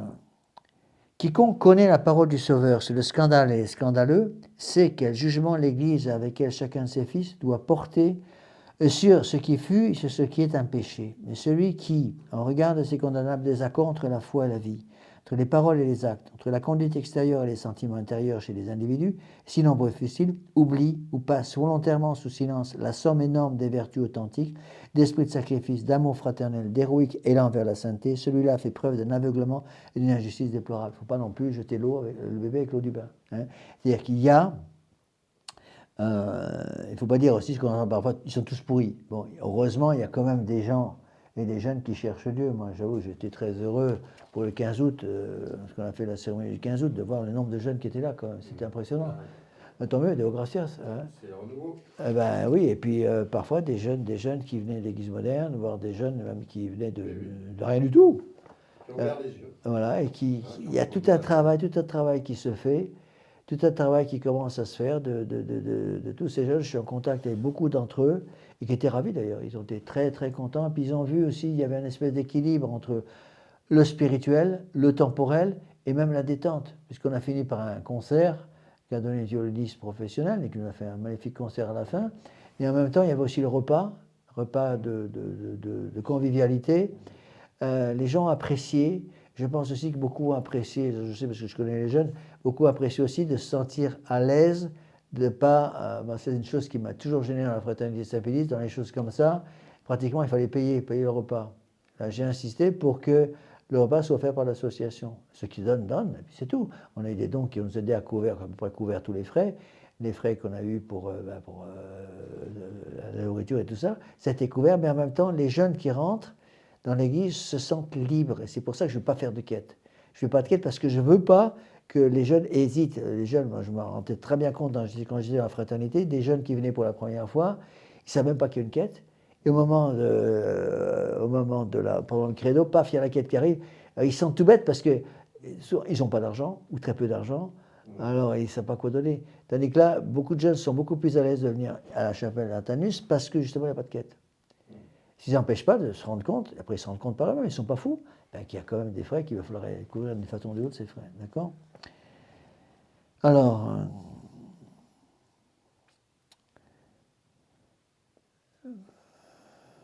si ensuite il devient pleinement évident que la mesure sévère dont il use vis-à-vis de l'Église abhorrée, il oublie de l'appliquer aux communautés d'un autre genre qui lui sont proches par les sentiments ou par l'intérêt, alors son appel à un sens de la pureté prétendument blessé, offensé, l'apparente à ceux qu'une paille dans l'œil de leur frère, selon le mot incisif du Sauveur, empêche de voir la poutre qui est dans le leur. C'est pour ça que je tiens absolument, dans toute nos chapelles, que les chapelles soient ouvertes à tout le monde. Ça ne veut pas dire que tout le monde va pouvoir communier, c'est évident. Bon, ça c'est mon travail de prêtre, de faire un petit peu le tri, et il m'est arrivé plusieurs fois de dire en privé aux gens, vous savez, est-ce que je peux venir assister à votre messe? Parfois on reçoit des coups de téléphone comme ça, j'aimerais bien pouvoir venir à votre messe, mais monsieur l'abbé, je ne suis pas baptisé, est-ce que je peux venir à la messe? Mais bien sûr. Je vous demande simplement une chose, vous ne pouvez pas communier, pas encore. Monsieur l'abbé, je voudrais venir à la messe, je suis catholique, mais bon, je vis dans le péché parce que je vis avec ma petite copine. Est-ce que je peux venir à la messe? Oui. Et j'ai dit en privé ou au téléphone, j'ai dit, vous êtes les bienvenus, mais vous ne pouvez pas communier, pas encore. Oui. De même, on fait la même chose avec les mariages. Avec les mariages, encore un mariage le 12 septembre, un mariage ici, pas ici à Antanus, mais j'ai dit aux gens qui se préparent au mariage, faites simplement, prévenez bien les gens que tous vos amis sont invités, mais qui respectent la sainteté du lieu. D'abord par la tenue, quand même, qui est un minimum. Je dis faites quand même un petit peu attention, parce qu'il y aura beaucoup de monde à ce mariage. Je dis faites un petit peu attention quand même à prévenir vos amis qui ne sont peut-être pas catholiques, qu'il y a un minimum de respect par rapport à la sainteté du lieu. Et ça, je pense qu'en général, ils comprennent, peut-être même un peu plus que parfois certains fidèles qui se disent catholiques. Et ça leur permet à ce moment-là de. Et en même temps, si vous voulez, quand on a des gens qui ne peuvent pas encore communier, on les prévient en privé. Oui, on prévient en privé, attention, vous ne pouvez pas encore communier. Et petit à petit, le travail se fait. Et maintenant, pratiquement toutes les semaines, j'ai un coup de téléphone de personnes qui me disent, j'envoie au moins une fois par semaine l'examen de conscience très complet que j'utilise pour les retraites à des gens qui se préparent à la confession générale, qui ne sont pas confessés depuis parfois des années et des années. Quand ils sont prêts, ils viennent, ils se confessent et après ils peuvent retrouver le chemin de la confessionnal s'ils sont dans une situation qui permet la communion. Alors, c'est évident que s'ils vivent dans le concubinage, il faut d'abord qu'ils règlent leur situation, d'accord? Alors on va passer sur certains, je n'ai pas le temps de tout vous lire parce que je vais essayer d'insister plus sur les parties importantes. Donc le pape conclut, nous répétons avec une gravité profonde, il ne suffit pas de faire partie de l'Église du Christ, il faut encore être un membre vivant de cette Église en esprit et en vérité. Et comment est-ce qu'on est membre vivant de l'Église? C'est par la vertu de charité. C'est la vertu de charité qui nous connecte par l'Église. Et ne le sont que ceux qui se maintiennent en état de grâce et vivent continuellement en présence de Dieu, dans l'innocence ou dans une sincère et effective pénitence. Donc, il faut être uni à notre Seigneur Jésus-Christ par la grâce. Bon. Et ça, c'est ce qui manque justement au national-socialisme. L'aspect surnaturel disparaît complètement. Le Führer remplace Dieu, prend la place du Dieu, donne littéralement tout aux hommes qui veulent le suivre et le reconnaître comme Dieu. Et c'était le caractère anticatholique, profondément anticatholique, qui va de plus en plus apparaître dans le national-socialisme, même si ils ont été obligés, dans certains cas très particuliers, de laisser une certaine autonomie. Par exemple, Léon Degrelle avait obtenu, dans la division Charlemagne, qui est sous uniforme allemand, bon, ce qui peut se discuter, il avait obligé Himmler lui-même d'autoriser les aumôniers catholiques pour la division Charlemagne, parce qu'ils étaient tous catholiques. mais manifestement, il le faisait contre un forcé. Bon. Vous voyez, donc, le pape va parler donc d'une chrétienté ayant repris conscience d'elle-même dans tous ses membres, rejetant tout partage, tout compromis avec l'esprit du monde, prenant au sérieux les commandements de Dieu et de l'Église, se conservant dans l'amour de Dieu et l'efficace amour du prochain, pourra et devra être pour le monde malade à mort, mais qui cherche qu'on le soutienne et qu'on lui indique sa route, un modèle et un guide, si on ne veut pas qu'une indicible catastrophe, un écroulement dépassant toute imagination ne fonde sur lui. Soit on comprend l'importance de l'état de grâce pour toute formation, toute activité politique, soit on s'écroule. Et c'est exactement ce qui s'est passé. C'est pour cela que tout travail contre-révolutionnaire doit commencer par l'état de grâce. Rappelez-vous Saint Jean d'Arc qui commence par exiger que tous les soldats retrouvent l'état de grâce par la confession et la communion. Et ça, malheureusement, en matière politique, en France, c'est très très difficile à faire passer. Pourquoi? Parce que, malheureusement, même dans les milieux dits d'extrême droite, les milieux dits d'extrême droite sont gangrénés justement par le paganisme néo-païen, et du coup, ils ne comprennent absolument pas la nécessité d'état de grâce. Et quand on les prend à part, quand on dit, donc, votre dernière confession, ça date de quand? Ils nous regardent avec des yeux ronds, sans rien bête, quoi, littéralement. Et ça, il manque le plus important. Et, vous voyez, et ça, c'est une chose qui me frappe. Dans tous ces meetings politiques de soi-disant extrême droite, il y a toujours un grand absent, c'est notre Seigneur Jésus-Christ. Il n'y a jamais un mot sur notre Seigneur Jésus-Christ. Et c'est le drame. Pas plus qu'à Vatican. Ben oui, mais c'est pareil. Notre Seigneur Jésus-Christ a été mis sur le côté. Et lorsque notre Seigneur Jésus-Christ est mis sur le côté, bon Dieu abandonne les hommes. Hein. Alors, le pape continue. Toute réforme vraie et durable, en dernière analyse, a eu son point de départ dans la sainteté des hommes. Dans des hommes qui étaient enflammés et poussés par l'amour de Dieu et du prochain. Ça, c'est l'état de grâce. Généreux, prêts à écouter tout appel de Dieu et à le réaliser aussitôt en eux, et cependant sûrs d'eux-mêmes, parce que sûrs de leur vocation. Ils ont grandi jusqu'à devenir des lumières et les rénovateurs de leur temps. Ça, c'est l'état de grâce. Là, au contraire, où le zèle réformateur n'a pas jailli de la pureté personnelle, mais était l'expression et l'explosion de la passion, il a troublé au lieu de clarifier, détruit au lieu de construire, et a été plus d'une fois le point de départ d'aberrations plus fatales que les mots auxquels il comptait et prétendait reminier. Certes, l'Esprit de Dieu souffle où il veut, des pierres, il peut faire surgir ceux qui préparent les voies de la réalisation de ses desseins.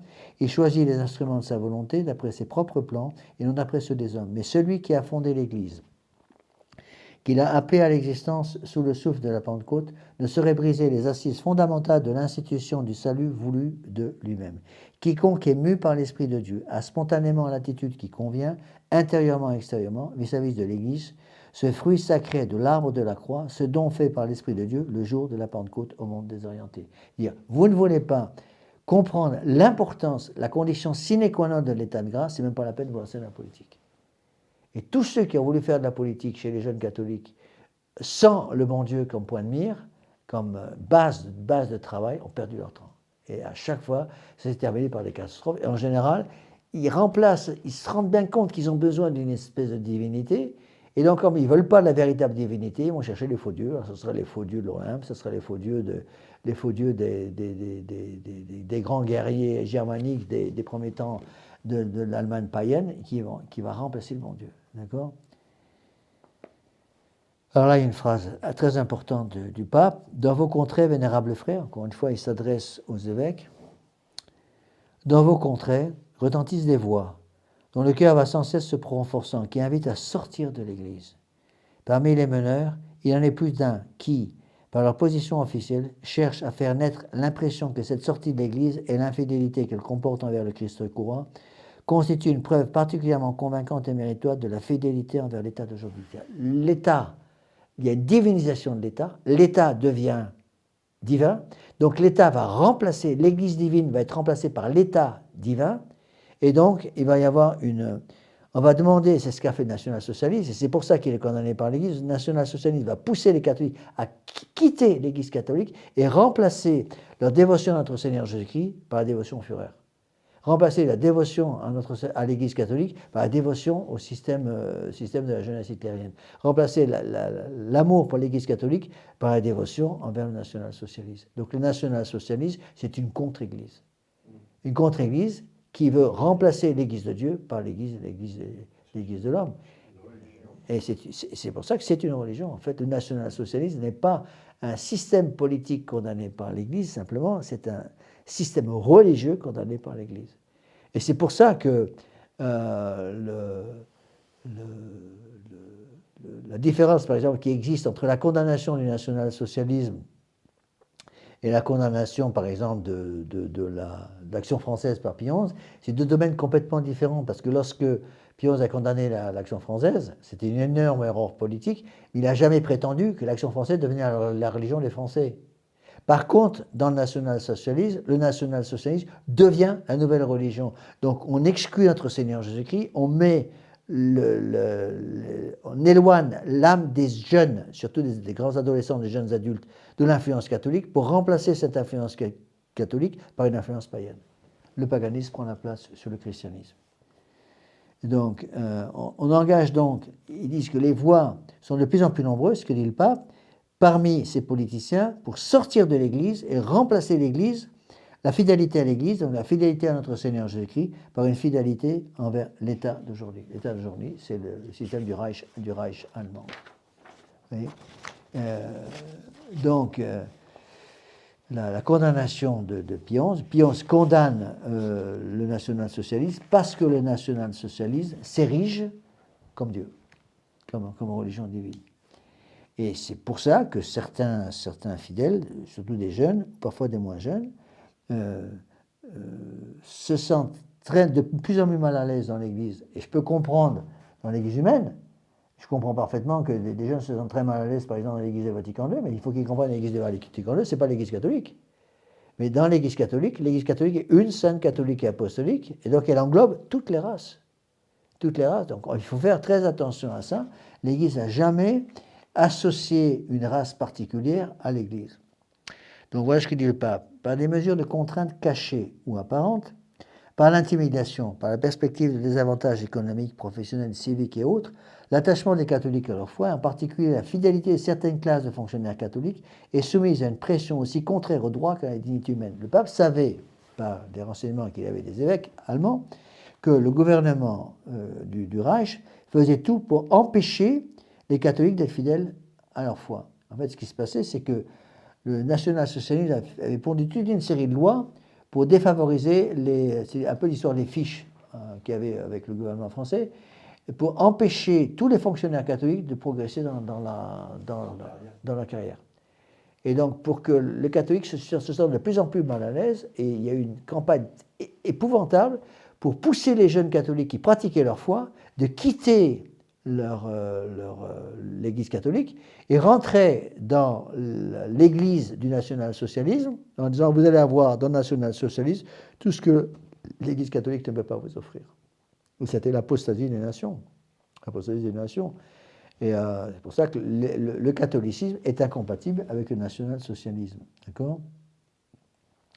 Toute notre paternelle complaisance et notre plus profonde compassion vont à ceux qui doivent payer si cher leur fidélité au Christ et à l'Église. Le pape savait qu'il commençait déjà à y avoir des martyrs. Donc beaucoup d'évêques allemands sont retrouvés en prison, emprisonnés par le national-socialisme.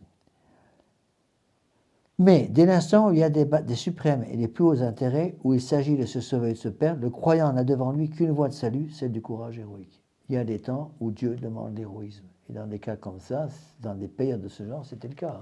Je pense qu'aujourd'hui, ça devient de plus en plus aussi le cas. C'est-à-dire de plus en plus, il va devenir presque impossible pour un catholique de conserver la foi sans passer par l'héroïsme. D'accord ? Le croyant n'a devant lui qu'une seule voie de salut, celle du courage héroïque.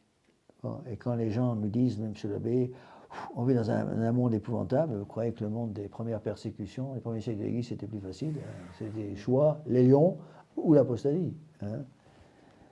Le croyant n'a devant lui qu'une seule voie de salut, celle du courage héroïque. Si le tentateur ou l'oppresseur vient lui proposer comme un marché de Judas la sortie de l'Église, alors il ne peut, même au prix des plus lourds sacrifices terrestres, que lui opposer le mot du Sauveur, retire-toi, Satan. Car il est écrit, tu adoreras le Seigneur ton Dieu, tu ne serviras que lui seul. Se tournant vers l'Église, il lui dira, ô toi qui es ma mère, depuis les jours de mon enfance, ma consolation dans la vie, mon avocate à l'heure de la mort, que ma langue adhère à mon palais, si cédant à des promesses ou à des menaces terrestres, je venais à trahir les vœux de mon baptême. Quant à ceux qui s'imaginent qu'ils pourraient unir à l'abandon extérieur de l'Église la fidélité intérieure de cette même Église, puisse leur servir de salutaire avertissement cette parole de Seigneur. Celui qui m'aura renié devant les hommes, je le renierai moi aussi devant mon Père qui est dans les cieux. C'est ceux qui disent, je suis catholique à l'intérieur, mais extérieurement, je vis mes païens, donc je vis comme des païens. Ce qu'on appelle le chrétien du jour, le chrétien de la nuit. D'accord? C'est l'expression du Père Emmanuel, du Bénédicte Saint-Loup, qui parle du chrétien du jour, du chrétien de la nuit, c'est-à-dire beaucoup de gens qui estiment qu'ils doivent agir comme des catholiques que le dimanche pendant la messe, exclusivement. Et qu'en dehors de ça, dans la semaine, ils peuvent faire absolument comme ils veulent. Ben non, ça c'est absolument inadmissible. Donc il y a une fidélité à son baptême. Et parfois, le bon Dieu demande l'héroïsme. Moi, c'est un des exemples qui m'a le plus frappé. Je l'ai déjà cité, je crois, dans une ou deux conférences, mais je vais reciter parce qu'il vient à l'esprit là. Je m'excuse de me répéter, mais quand j'étais étudiant en médecine, j'avais une amie qui était en fin de médecine, elle était en fin de carrière. Elle était externe. Moi, j'étais en deuxième année, je crois, de médecine. Et elle était en sixième, tout à fait au bout. Et elle s'est retrouvée dans un cas comme ça.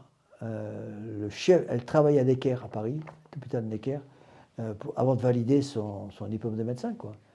Et elle a été appelée un après-midi, elle était de garde, comme interne. Elle a été appelée par le médecin-chef pour aider à instrumenter une intervention chirurgicale. Donc elle y est allée. En fait, c'était un avortement. Et donc elle a tout de suite dit au médecin, mais monsieur, je ne peux pas vous aider pour ça, je suis catholique pratiquante, il n'est pas question que je vous aide pour un avortement. Et le médecin lui a dit, en face, comme ça, c'est elle qui m'a dit, voilà, je suis membre du bureau qui valide tous les certificats en fin de cours. Sans ma signature, vous ne serez jamais médecin. Vous avez un choix, ou vous m'aidez pour l'avortement, ou vous ne serez jamais médecin. Elle est partie. Elle n'a jamais été médecin. Hein. Facile à dire, pas évident à faire. Mais ça, c'est l'espèce de martyr d'aujourd'hui. Et peut-être que les martyrs d'aujourd'hui c'est une certaine forme de martyr plus dur que le martyr physique. Parce que Hein? Ils ne sont pas du rigoler, les martyrs. Je sais bien, mais les martyrs, ça dure quelques minutes. Quand il y en a qui sont passés. Oui, d'accord, mais c'est vrai. Mais enfin, un martyr qui, par exemple, on lui coupe la tête, bon, oui. Dans un cas comme ça, il passe directement du bio au ciel. Mais ce que je veux dire, c'est que on voit très bien qu'il y a un changement de tactique du démon. Le démon a compris que les martyrs des premiers siècles, les martyrs physiques, ça faisait des saints, les martyrs montent au ciel. Et donc, il a remplacé la persécution physique par une persécution morale. Et cette persécution morale, c'est terrible. Moi, je me rends compte maintenant de plus en plus. Oui, et puis il n'y a pas que ça. Par exemple, je me rends compte actuellement le nombre de jeunes qui ont peur de se marier. Qui ont peur de se marier parce que justement, ils ne se sentent pas. Ils disent, monsieur l'abbé, si je me marie, d'abord, il y a une insécurité matérielle avec le boulot. Je peux perdre mon boulot à n'importe quand. Je ne suis pas sûr de retrouver un boulot. Comment je vais faire pour soutenir ma famille? Et deuxième chose, aussi très, très, très important, il dit, monsieur l'abbé, j'ai peur d'avoir des enfants, parce que l'État va me piquer les enfants, à 3 ans, ils vont les mettre dans la scolarité obligatoire à 3 ans. Et oui, beaucoup... Avec des cours d'éducation sexuelle. Oui, c'est ça. Et beaucoup de ces jeunes ont peur maintenant de se marier. Oui. Moi, j'ai remarqué, il dit, monsieur l'abbé, j'ai trouvé une bonne fille, on a tout ce qu'il faut pour se marier, j'ai un bon boulot et tout, j'ai peur. Ils ne se lancent pas dans le mariage. Ils ne se lancent pas dans le mariage avec toutes les conséquences que ça entraîne, avec une certaine promiscuité qui est dangereuse, et parce qu'ils ont peur, ils se rendent compte qu'ils ne vont pas y arriver, quoi. Il faut arriver à comprendre ça. Donc, bon, on va s'arrêter là. Donc, encore une fois, je conseille beaucoup à ceux qui m'écoutent sur Internet de relire cette encyclique. Donc, vous l'avez sur Internet, donc Mitbrennander Sorg. Brennander, c'est B-R-E-2-N-E-N-D-E-R. Sorg, je ne sais pas comment ça se prononce en allemand. S-O-R-G-E, du 14 mars 1937. Lisez l'encyclique. Hein. C'est des textes encycliques. Bon, on peut discuter pendant des heures, savoir si en faillible ou non. Moi, je pense que ça l'est. Je pense que ça l'est parce que l'enseignement est un enseignement dogmatique, et donc fait par l'Église.